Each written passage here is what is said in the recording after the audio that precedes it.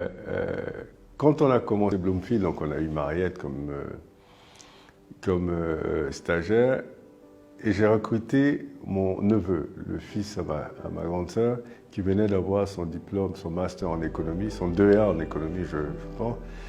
Et donc je l'ai recruté comme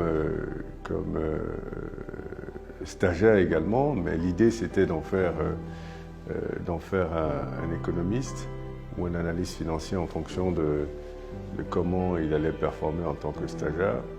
Et je me rappelle, un jour, il vient me voir et il me dit Tonton, il faut que je te parle.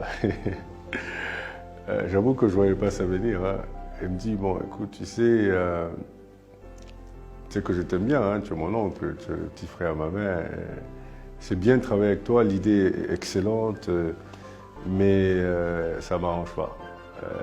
Cette situation ne m'arrange pas, j'ai besoin d'être dans un vrai job, dans une vraie société, c'est comme ça qu'il a dit, hein, où on me paye convenablement, où je sais que tout est déjà installé et tout est déjà mis en place. Et je dis ok, écoute, il n'y a pas de problème. Comme je vous ai dit, je ne suis pas quelqu'un de rancunier, et puis c'est mon neveu. Hein, donc je lui ai dit ok, il n'y a pas de problème. Donc il est parti.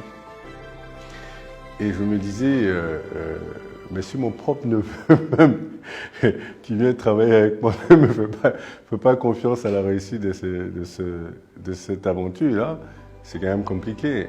Et donc j'ai appelé Mariette. Et donc j'ai dit à Mariette, bon écoute, voilà, Martial s'en va.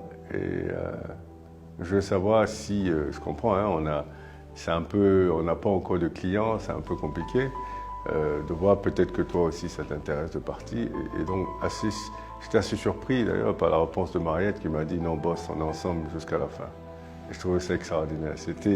J'étais triste de savoir que quelqu'un que je ne connais pas était prêt à m'accompagner jusqu'à la fin et que mon propre neveu estimait qu'il y avait trop d'incertitudes pour lui, donc il fallait qu'il parte.